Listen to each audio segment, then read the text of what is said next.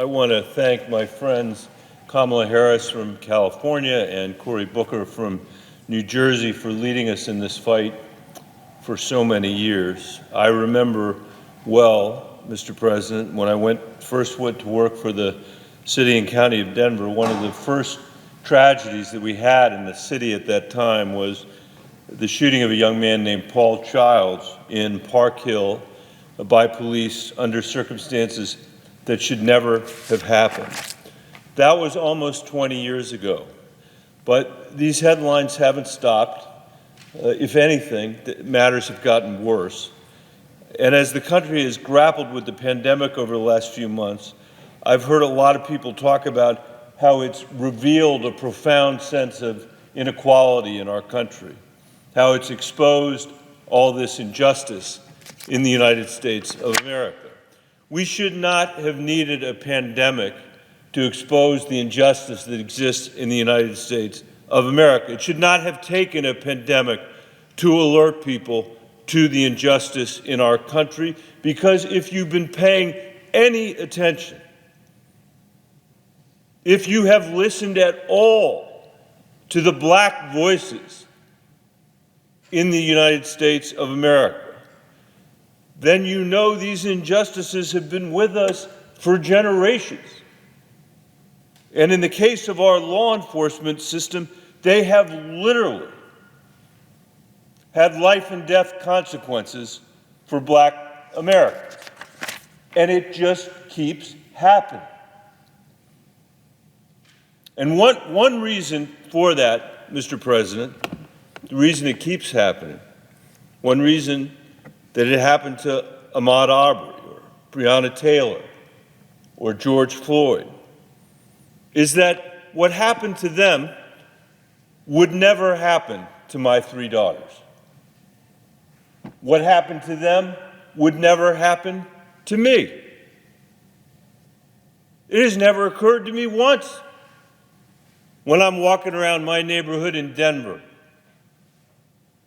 that what happened to them could happen to me or my children. That's what's meant, in part, by white privilege, a privilege that almost everybody in this chamber enjoys. And I think we can never accept that we live in a country where one group of people is less safe than another for no reason other than the color of their skin. We have to refuse to accept it, but that's the country in which we live.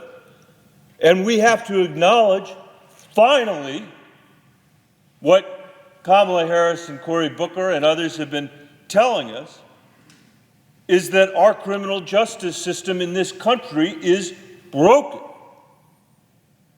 Our long history of unequal treatment of poor and minority criminal offenders, especially black Americans, has evolved into a system of mass incarceration unlike that of any other developed democracy. A network of dystopian, privatized prisons spreads across the land to house people who in many cases shouldn't even be behind bars, who are convicted for infractions relating to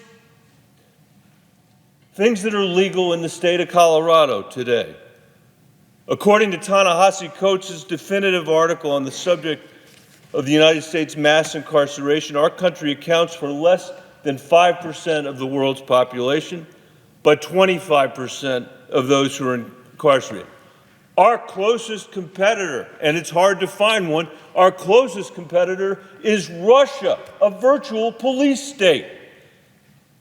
And in our country, there's nothing equal about who's incarcerated.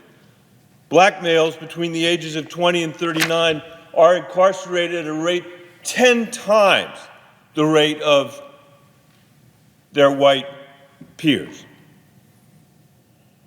Every one of these issues needs to be re-examined, informed not by ideology, but by pragmatism, and most important, the moral commandments of a just society.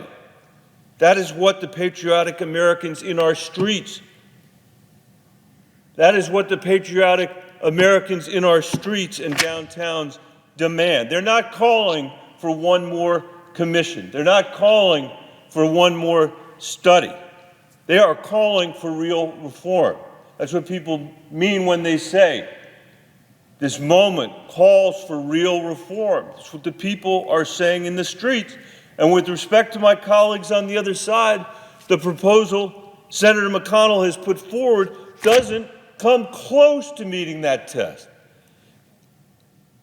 His bill, his proposal, which is meant to paper this over and get through to another chapter, not address the issue, his bill still allows the use of chokeholds, the same chokeholds that suffocated the life from Eric Garner. It doesn't ban no-knock warrants, the same practice that led police to break down Breonna Taylor's door and shoot her 8 times in her own apartment. It doesn't make it easier for families like the family of George Floyd to seek justice when their loved ones have been victimized by police brutality. It doesn't even ban racial profiling, Mr. President. There is virtually nothing in this bill to respond to the families calling for justice or to save lives from police practices that have no place in America in the year 2020. This is not a time for half measures, for one more attempt to use talking points and legislative tricks to make it seem like we're doing something when we're not. And the idea that the country isn't ready for comprehensive Mr. President, and the idea that the country is not ready for a comprehensive approach, Mr. President, is not true. And I'll yield to my colleague from Connecticut in just a minute. Last week in Colorado, my state, a western state, a purple state, we became the first state in America to pass a sweeping police accountability bill into law. It's almost exactly like the one we have proposed here. We passed that bill 52-13 in the State House and 32-2 in the Senate. 32-2. Only 2 Republicans in the Senate voted against that bill. Every single Democrat voted for that bill. And that's Colorado, out in the middle of the country. It sets a standard for what we need to do in Washington, which is to pass the Justice in Policing Act that Senator Harris and Senator Booker have put forward, because we will never heal as a nation, as a country, unless we confront and dismantle the systemic injustice and the systemic racism that still plagues America, running as it does in a straight line from slavery to Jim Crow to the redlining of our housing and banking system to the mass incarceration that we have, to the prisons that Ta-Nehisi Coates refers to as the gray wastes.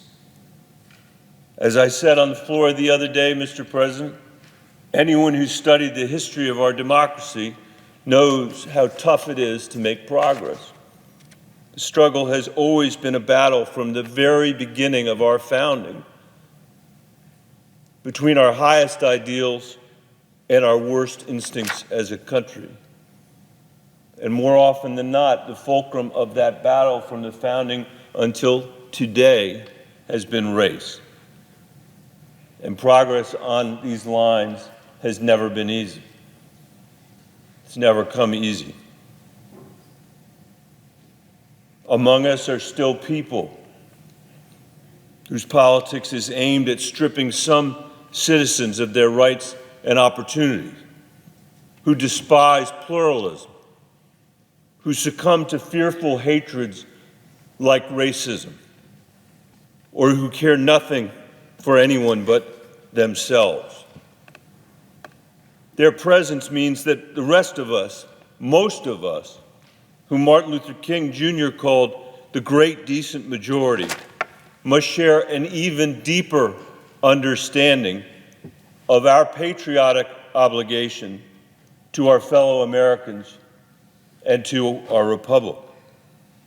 And right now, that obligation means doing everything in our power to answer the call of Americans in our streets and downtowns, from D.C. to Denver and beyond, who are calling for an America where no one is denied protection of the law or justice or their own life because of the color of their skin.